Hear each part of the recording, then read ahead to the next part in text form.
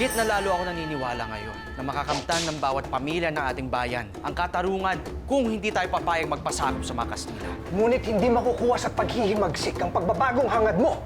Kung walang himagsikan, walang lalaya, walang liwanag na sisilayan ang bayan nito.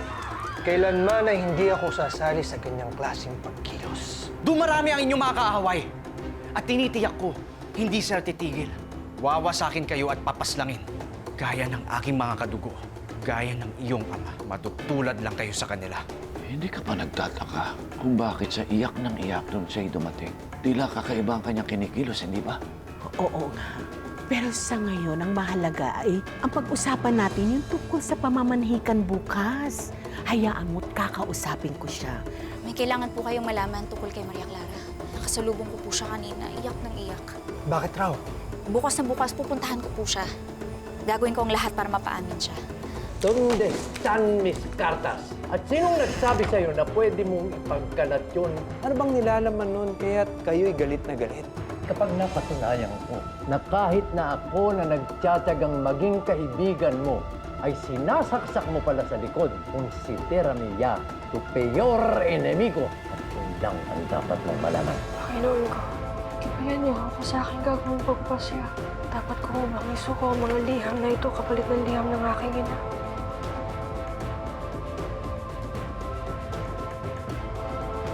At anong ginagawa mo? Dala ko po'y isang balita. Natutuloy na po ang kanilang kasal. Oh, maldición de Dios!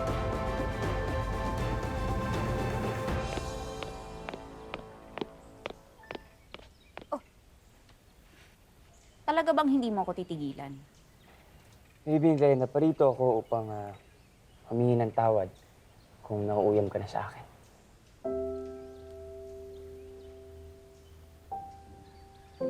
Okay lang. Sa totoo lang, sanay naman ako. Naiirita na nga ako eh. Kasi patapos na tong nobelang to, buwisit ka pa rin. Sandali, nobela?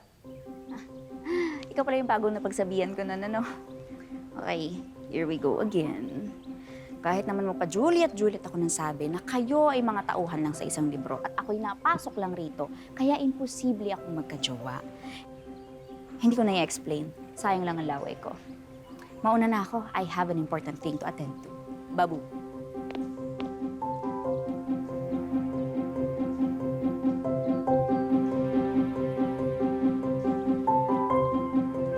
Yan ba lang ang nagagawa mo? Pwede ba bilisan ninyo ang kupad-kupad mo? Ay! Tia, pasensya na ho kayo. Masyado hong mabilis ang mga pangyayari. Tira yata pinasasakit ko ngayong ulo. Wala kang kasalanan, Maria. Ayoko lang talaga na mapahiya ka sa inopyo mamaya. Kakausapin ko ho si Crisostomo. May mga bagay lang ako na ipagtatapat sa kanya. Pagtatapat ang alin? Hindi mo maaaring sabihin ito. Tiago, masasaktan siya eh. Makakasira ito sa kanya. Paumanhin ho, Tia. Ngunit sa amin na lang ho yan ni Crisostomo. Bahala ka. Bueno, ang maigi siguro ikaw ay maligo na at papahanda ko kay Andeng ang isusutin. Andeng! Doña Isabel, umalis po si Andeng kanina. Hindi ko po alam kung saan nagtungo. Ano? Eh ngayon pa siya mawawala, gayong ang dami pa nating ginagawa. Madre mia. Ah, sige na, anong ginagawa mo dito? Paspas! Ay, itong mga taong ito. Indio! Ipatawag si Padre Damaso. Nais ko siyang makausap ngayon din. Ngunit ang praile po ay ayaw pagambala. Ako po'y pinagsabihan kanina. Baka ako'y kagalitan kapag tinawag ko. Bueno, ako na ang kakausap kay Maria. Ahora mismo! Dali!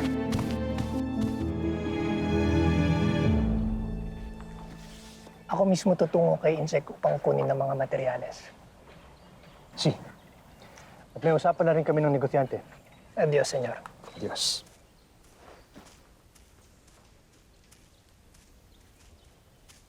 Hindi kita inaasahan dito, amigo. Amigo, may nais lamang akong malaman ukol kay Binibining Clay. Tila nahulog na yata ang iyong loob sa estrangherang pumasok sa ating buhay, amigo. Batid kong pansin mo rin na marami siyang sinasabing kung ano-ano na hindi natin maunawaan. Ngunit itong sinasabi niya na tayo raw ay tauhan lamang ng nobela. Nabanggit niya na rin sa akin yan noon. At ano ang buong sinabi niya? I came from the future, sir. Galing po ako sa taong 2022. Dahil sa... Ewan ko, magkukulam yata yung professor ko ngayon. Siya ang nagdala sa akin sa mundong ito. Sa mundo ng No Limit Tangere. Isang nobelang sinulat ng ating pambansang bayani. At kayo po, at si Maria Clara, ay mga karakter lamang sa nobelang yun. Since andito na rin ako, siguro karakter na rin ako. Yun po ang totoong kwento. Promise. Kaya't hindi ko alam kung nagbibiro lamang talaga si Binibining Clay o sadyang nasisiraan lang talaga siya ng katinoan. Kaya tinanggap ko na lamang na marahil ay ganun lang siguro talaga ang Binibini. Marami sinasabing kalokohan. Kaya't kung maaari ay huwag mo na lang sigurong pansinin ang mga ibang bagay na namumutawi sa kanyang bibig. Bueno, tayo na. Kailangan ko pang maganda para sa pamamanikan.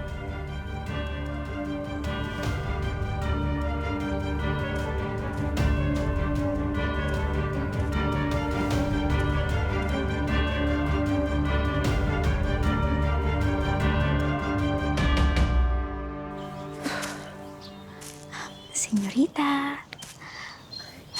Mahal na Kura, hindi ko po inaasahan ang inyong pagdating.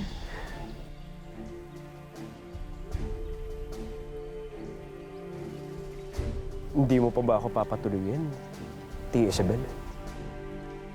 Paumanhin po. Tayo na. Vamos ahora.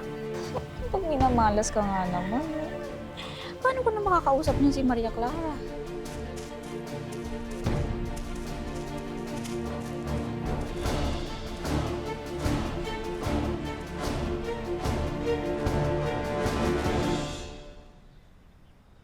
Tia, sabihin niyo sa Kura na ako'y masakit. At hindi pa ako handang harapin siya. Bakit ka nagkakaganyan? Parang takot na takot ka.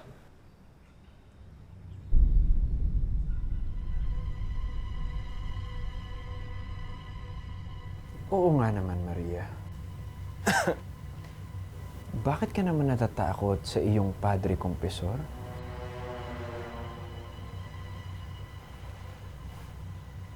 Tia Isabel, maaari mo na kaming iwanan ni Maria.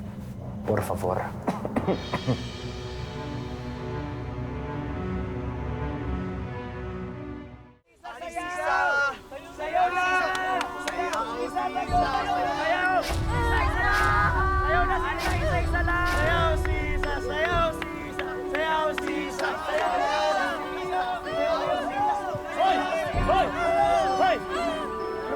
Tignan niyo nga siya. Magsialis na kayo at baka batukan ko pa kayo dyan.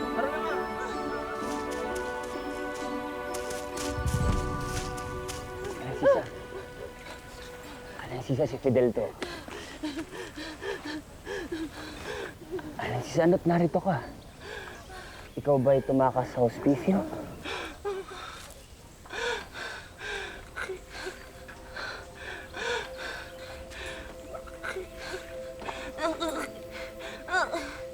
Nakita niyo ba sila? Nakita niyo ba yung mga anak ko?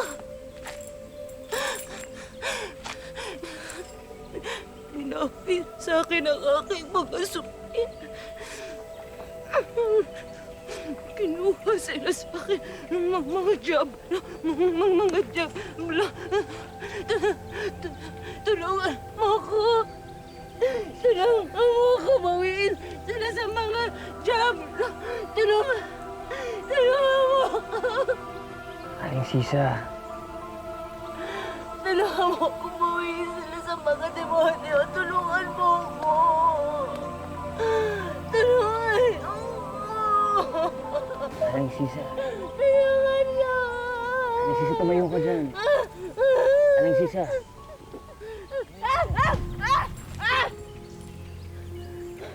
Aling Sisa, bakit ka tumakas? Hindi ka dapat tumakas sa ospiso. Halika na't ibabalik na kita. Ibabalik na kita sa pagamutan. Aling Sisa, halika na. Ayoko na! Ayoko na! Tumayo ka na dyan! Ayoko na! Tama na! Tama na! Tama na! Aling Sisa, halika na! Ayoko na!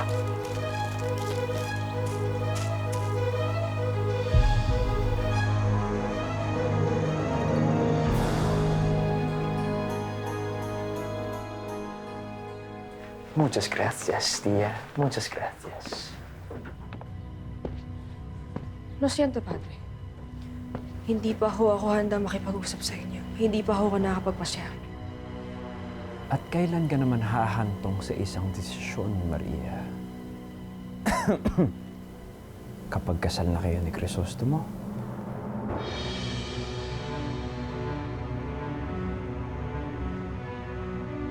Paano niyo nalaman yan?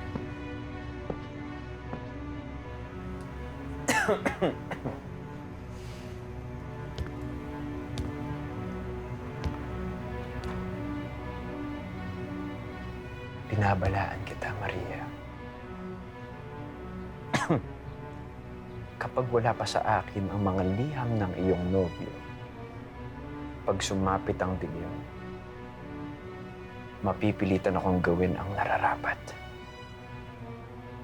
Habang ikay nagpapakasaya sa inyong pamamanhikan,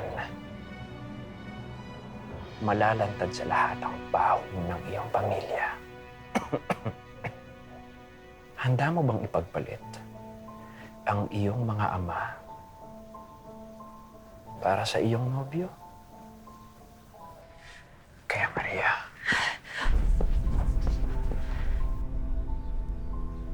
Maria Clara, huwag mo nang protektahan si Crisostomo. Ngunit sinasabi ko nga sa inyo, Padre, walang ibang laman ang mga sulat na iyon kung hindi mga salita na pag-ibig ni Crisostomo.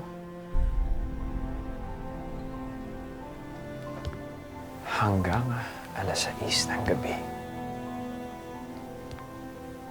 At kung hindi, ihanda mo ang iyong sarili sa parusa ng Diyos para sa iyong pamilya.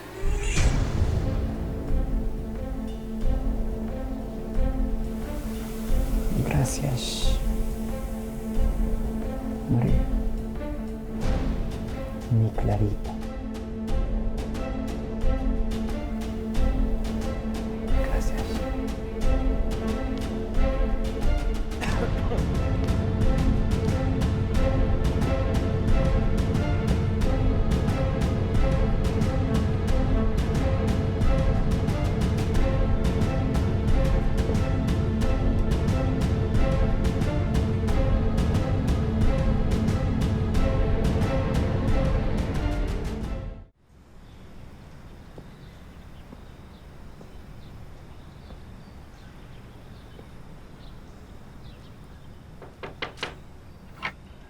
Maria?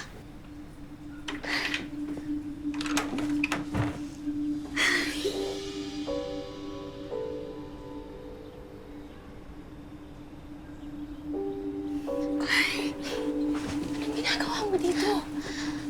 Paano ka nakapasok sa aming tahanan? Ako pa ba, senyorita? Sa totoo lang, senyorita, alalang-alala ako sa'yo mula nung huli tayong magkita. Kaya pinilit ko talagang puntahan ka. Kamusta ka ba? Ito kaya, kung nalulunod ang iyong nobyo at ang iyong pamilya, sinong iyong unang ililigtas? Ang iyong nobyo? Ang iyong pamilya?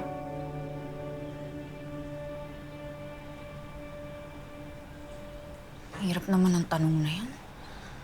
Baka kahit sina Pia at Catriona, mahirapan dyan eh.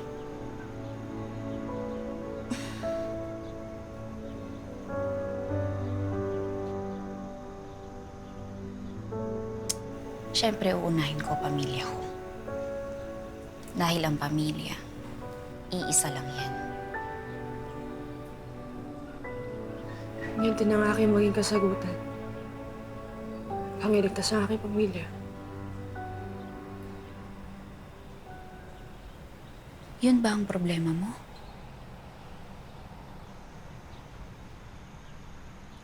Pakisabi mo na lamang kay Crisostomo na wag na muna tumuloy sa pamamanhikan.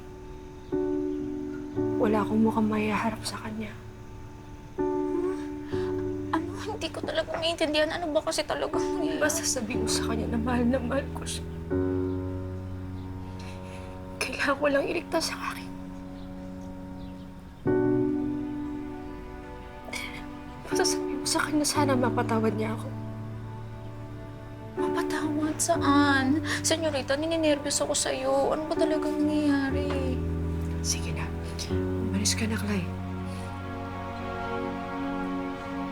Basta sabihin mo sa kanya lahat ng mga ito. Senyorita naman. Magkaibigan tayo, di ba? Bakit hindi mo sabihin sa akin kung anong problema mo? Tutulungan kita. Wala kang maitutulong, Clay. Kaya sige na, umalis ka na. Baka may makita pa sa'yo. Sana.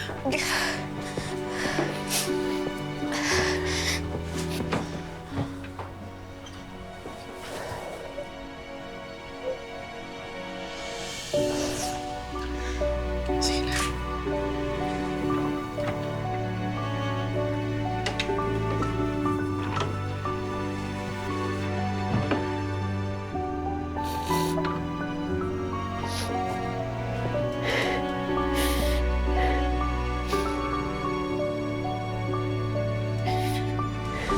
Ito'y magdadala ng isang malaking iskandalo kay Kapitan Tiago at inyong buong pamilya. Hindi mo maaring sabihin ito.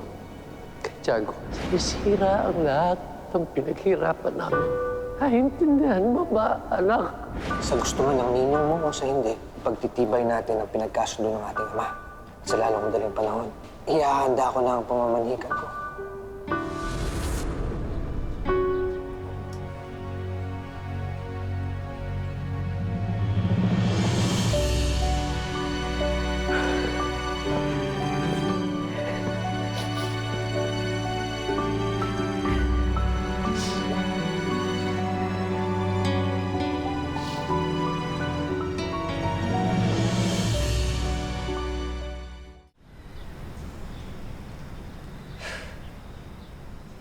Sinabi ba sa'yo ni Maria Clara ang dahilan kung bakit ayaw niyo nang ituloy ang pamamanhikan? Yun nga po eh. Hindi niya po pinaliwanag. Basta parang kailangan niya raw munang iligtas ang kanyang pamilya. Parang ganun. Hindi ko po naintindihan yung dahilan eh. Sir, hindi kaya tinakot at pinagbawalan na naman siya ni Padre Damaso na tanggapin ka at ituloy ang kasal niyo?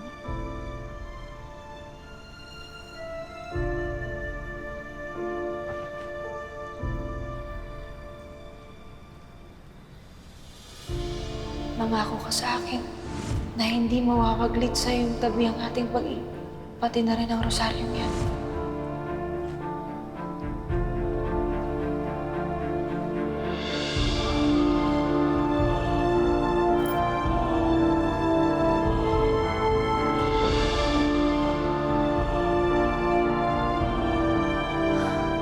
Sobrang complicated naman ang kwento ng mga bidang to.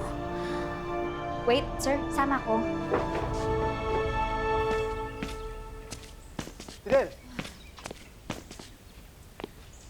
Talaga bang 24/7 kang nakabuntot sa akin? May mahalaga kayong dapat malaman. Kahit ako si Aling Sisa, mukhang nakataka siya sa ospifyo at may tanikala sa kanyang binti. Si Ate Sisa? Oo. Ano nangyari sa kanya? Bakit hindi mo pa sinama? Sinubukan ko. Ngunit bigla na lang siya tumakbo. Kailangan mahanap natin siya.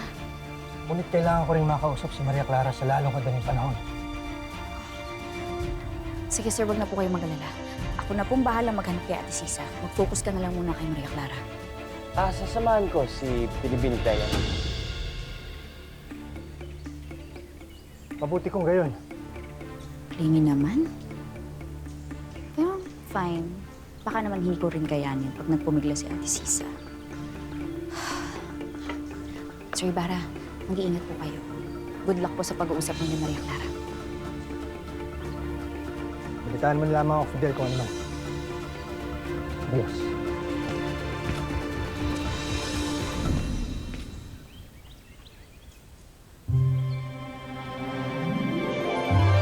Oh, anong tinitingin-tingin mo dyan? Tara na.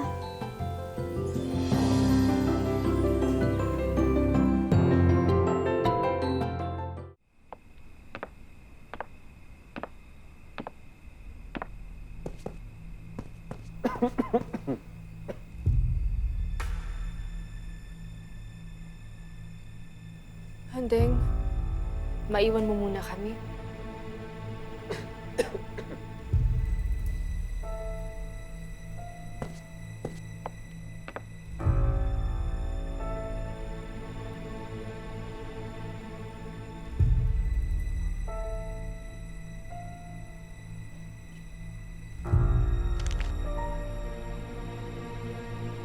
Ang liham ng aking ina.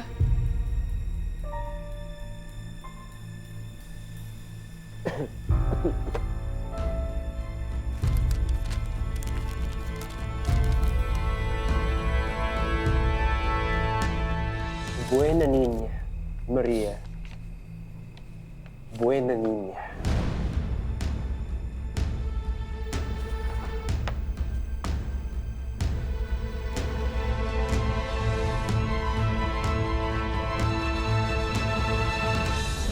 Kayang baguhin ang nakalipas.